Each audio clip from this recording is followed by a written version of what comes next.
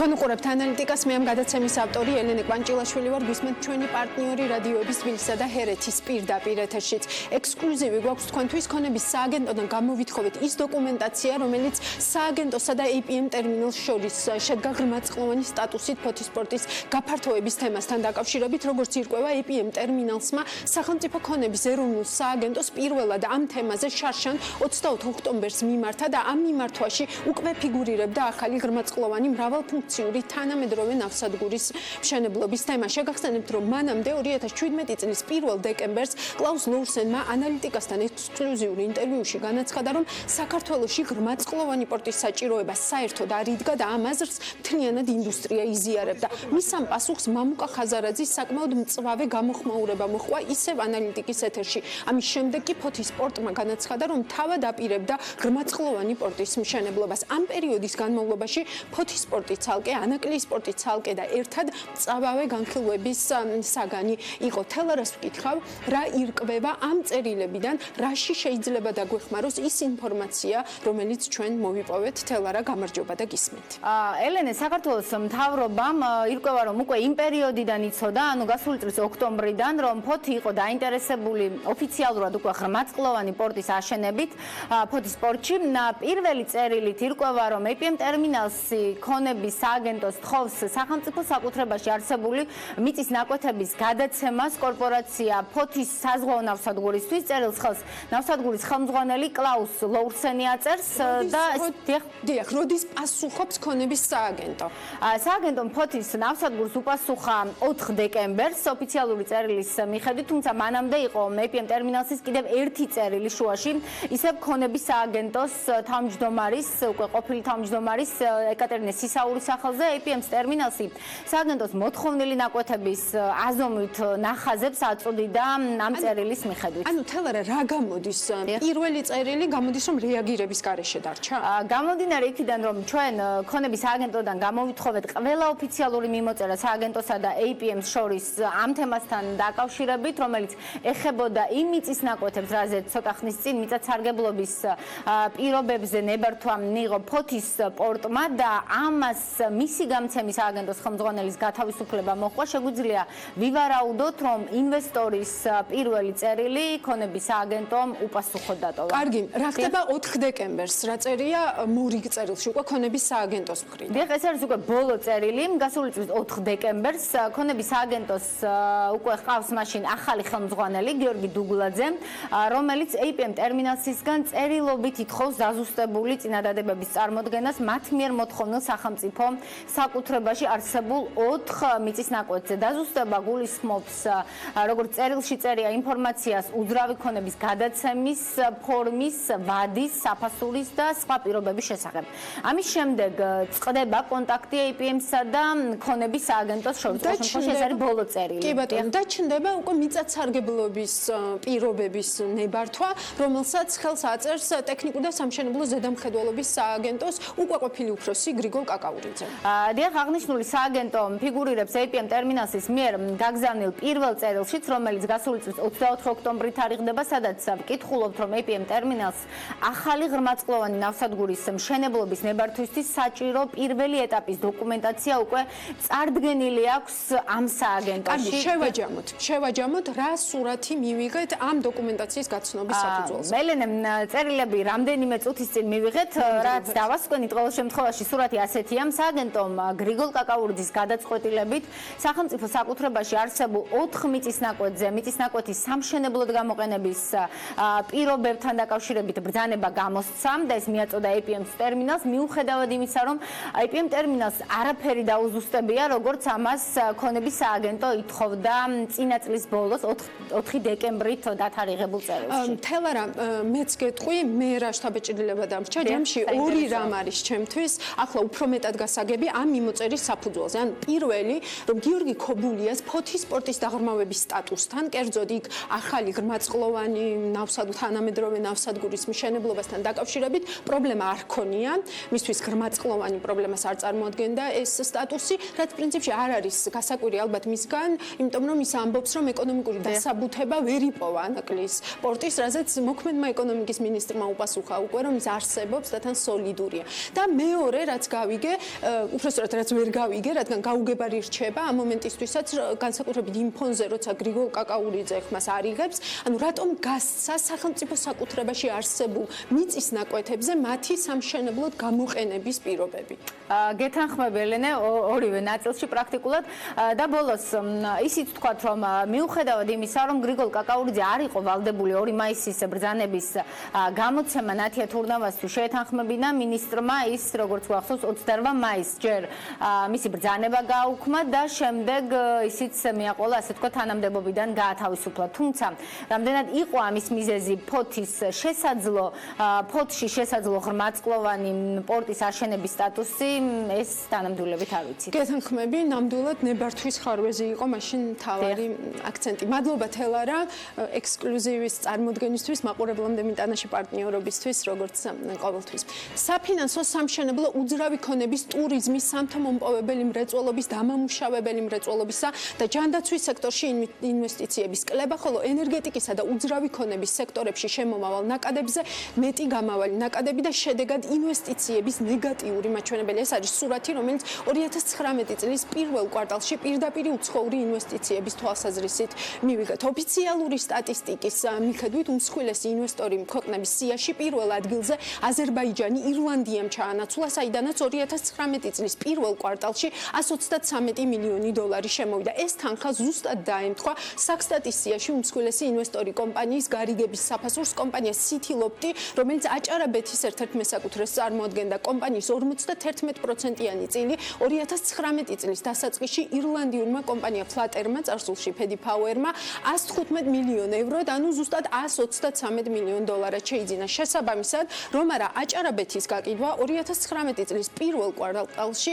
FDI 47%-ით ნაკლები იქნებოდა. მთავრობა გვარწმუნებს, რომ რიცხვებზე არ უნდა ვინერვიულოთ. მაგალითად, მაია ცქიტიშვილი, საქართველოს პირველი ვიცე-პრემიერი, პირდაპირ უცხოური ინვესტიციების ამ დინამიკას, რაც მე თქვენ ცოტა ხნის წინ სექტორების მიხედვით გაგაცანით, საერთოდ არ აფასებს, როგორც კლებას, მე საერთოდ არ ვაფასებ ამას, როგორც კლებას, ეს არის მხოლოდ რიცხვებში სტატისტიკური მაჩვენებელი, ინდიკატორი, რომელიც რა თქმა უნდა საყურადღებოა, მაგრამ ეს არ ასახავს სრულ დინამიკას. პირიქით, დინამიკა გვაქვს პოზიტიური, დინამიკის შეფასება წლიდან წლამდე უფრო სწორია, ვიდრე კვარტალი კვარტალთან და ამ ნაწილში ეკონომიკური ზრდა გვაქვს ბევრად უკეთესი, ვიდრე ჩვენი რეგიონის სხვა ქვეყნებს, მათ შორის ჩვენ ვერასდროს ვიქნებით კმაყოფილი მიღწეული შედეგებით და ყოველთვის გვენდომება მეტი, მაგრამ ეს ციფრი არ ნიშნავს იმას, რომ პრობლემა გვაქვს ეკონომიკაში, გვითხრა მინისტრმა. საქართველოს ყველაზე მსხვილი ბიზნეს ასოციაციის აღმასრულებელი დირექტორი ლევან ვეფხვაძეა, ჩემი სტუმარი, მოგესალმებით, ბატონო ლევან, დიდი მადლობა თქვენი დროისთვის. მოგესალმებით, დიდი მადლობა.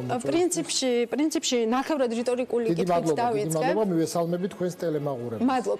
და მაინტერესებს თქვენ როგორ აფასებთ, უნდა მიაქციოს თუ არა მთავრობამ მეტი ყურადღება იმას, რასაც რიცხვები ძალიან აშკარად ამბობენ, ყოველ შემთხვევაში ჩემი გადმოსახედიდან, რომ მსხვილი პროექტები მილევად რეჟიმშია, ახალი პროექტები კი ჯერ კიდევ არ ჩანს გისმენთ.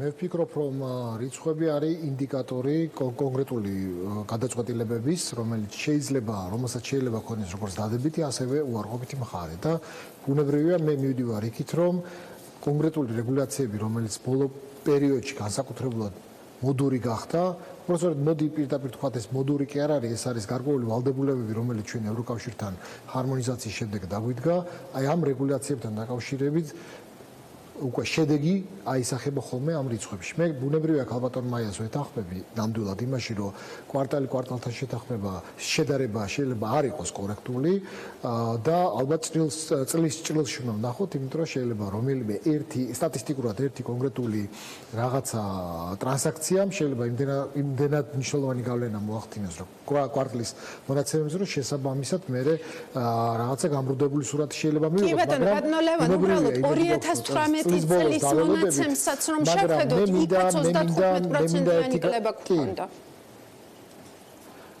მე მინდა ხაზი გაუსვა ერთ რამეს, რომ წლევანდელ წელს ჩვენ რაც გვაქვს განსაკუთრებულად ეს სტატისტიკა და პლუს სტატისტიკა, რომელიც ცოტა ხნის წინ გამოქვეყნდა, და რომელიც იყო საწარმოთა, ასე ვთქვათ, საქმიანობის შედეგები პირველი კვარტლის. ერთ რამეს აჩვენებს, რომ მაგალითად დავხედოთ, სად არის პრობლემები, მაგალითად მშენებლობა. მშენებლობაში ჩვენ საწარმოთა საქმიანობის სტატისტიკაში გვაქვს შარშან პირველ კვარტალთან შედარებით 4%-იანი კლება, 6%-იანი ბოდიში კლება, მაგრამ თუ კი ჩვენ შევხედავთ, რომ სხვა ინდუსტრიებში არის 10-15%-იანი ზრდა, ეს 6%-იანი კლება კი არ არის, ეს არის იმ პოტენციურ სცენართან მიმართებაში, რომელიც სამშენებლო დარგში შეიძლება ყოფილიყო, არის 15%-იანი კლება.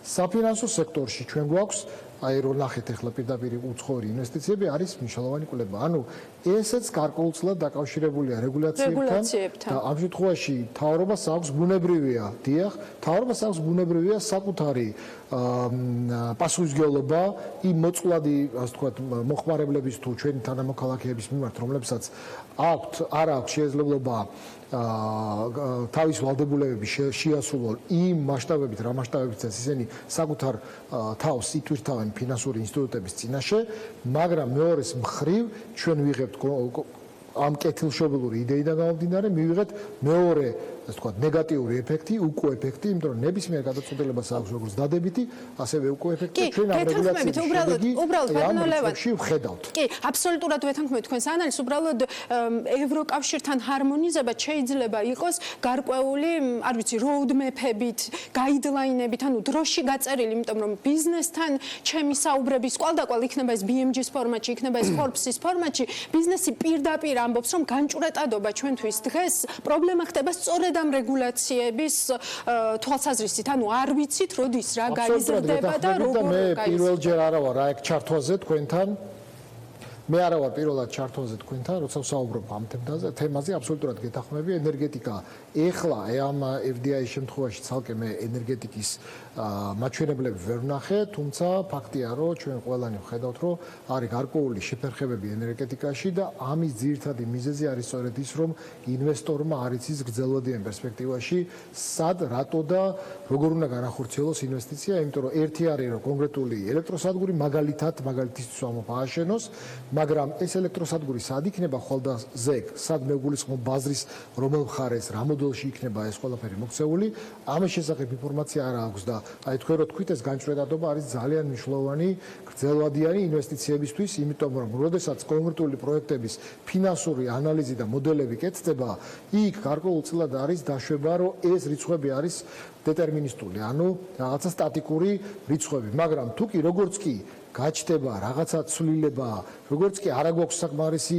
მტკიცებულება თუ საკმარისი საფუძველი იმისა, რომ ინვესტორს უთხრათ, რომ აი გრძელვადიან პერსპექტივაში რაღაცა მოდელი შენარჩუნდება, იქ უკვე ინვესტორს უჩნდება კითხვის ნიშნები და თუ ვინმეს გონია, რომ ეს ინვესტორები ქვეყნის გარშემო დადიან და ესე იგი ბუზებივით არიან დასებულები და ჩვენ ესე იგი ვიღაცები ვიქნებთ ხელს, რომ არ იქა მოგვაშორეთ, ეგრე არ არის, იმიტომ რომ და ისინი აკეთებენ არჩევანსაც მათ შორის, ანუ მაგალითად ბულგარეთის საქართველოსაც ჩადოს ეს ინვესტიცია.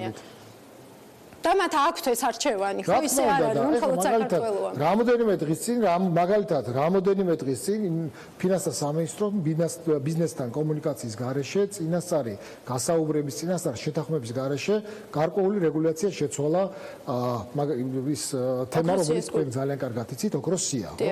აქ ოქროსიაში ვინც არიან ჩართულები, ისინი არიან იმპორტიორები და შესაძლოა იქ პირდაპირ კავშირი არ იყოს იმ რიცხვებთან, რაზეც ჩვენ საუბრობთ, მაგრამ აქ ლაპარაკი იმაზეა, რომ ინვესტორი უყურებს, რომ თუ კი აგერ ამ ჩემს კოლეგას ასე დაუკითხავთ, ასე ერთ დღეში, ასე შეუთანხმებლად, ასე გაუფრთხილებლად. კი, ბიზნეს გარემოს სიგნალი ხდება. აბსოლუტურად გეთანხმები. ბუნებრივია, მე ხვალ რამ გარანტია მაქვს, რომ ეს სტაბილური გარემო მე მექნება და ბიზნესისთვის სტაბილურობა არის მნიშვნელოვანი, იმიტომ რომ როცა ინვესტიციაზე ვსაუბრობთ, იქ არის უკუგებაზე საუბარი წლობით და როცა მსხვილ პროექტებზე 10 წლეულები და ძალიან ცოტა დრო გრჩება ბატონო ლევან და დიახ, ისე უბრუნდებით ამ თავარ პრობლემას. ძალიან ცოტა დრო გრჩება და უბრალოდ მინდა რომ თქვენი პოზიცია მოვისმინო ანაკლის სპორტთან დაკავშირებით, იმიტომ რომ ჩვენ გვახსოვს ფიჩის ესე ვთქვათ ბოლო რეიტინგი, როდესაც რეიტინგი გაგვიზარდა, ფიჩმა პირდაპირ თქვა, რომ სწორება შეიძლება იყოს სწორედ ანაკლის სპორტზე და ეს სპორტი ყველაზე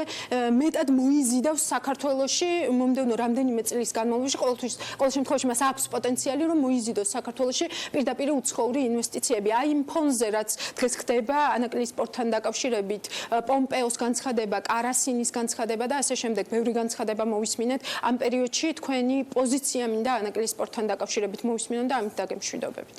უნებრივია თქვენ ახლა ისეთი ავტორები დაასახელეთ განცხადების, რომ ჩემი განცხადება დამატებით იმასთან შედარებით ნამდვილად არაფერს არ წარმოადგენს, იმიტომ რომ ყველა კარგად ხვდება, რომ ეს არ არის მხოლოდ ასე ვთქვათ, ბიზნეს პროექტი ვიღაცისთვის, ეს არის ქვეყნისთვის მნიშვნელოვანი სტრატეგიული პროექტი და ბოლოს და ბოლოს თავის დროზე, როდესაც ამ წინა საუკუნის დასაწყისში ნიკოლაძის მიერ განისაზღვრა ქვეყნის ერთ-ერთი ასე ვთქვათ, განვითარების სტრატეგია და მან თქვა, რომ სწორედაც 2-3 ბევრი პორტი უნდა იყოს, 3-4 პორტი უნდა იყოს შავ ზღვაზე, იმისათვის რომ ჩვენ პირველ რიგში მოვახერხოთ ადგილზე სამუშაო ადგილების შექმნად, მეორე ის რომ ქვეყანამ შეიძინოს გრძელვადიანი და დაიმკვიდროს როგორც გრძელვადიანი, ასე ვთქვათ, ფუნქცია და ამ შემთხვევაში კომპეტენტური ამ შემთხვევაში სატრანზიტო ფუნქცია და ჰაბის ფუნქცია, რაზეც ამდენი კონკურენტული უპირატესობა სხვა ქვეყნებთან მიმართებაში და ასე შემდეგ. მე მგონი აქ საერთოდ კომენტარი ზედმეტია, უბრალოდ რომ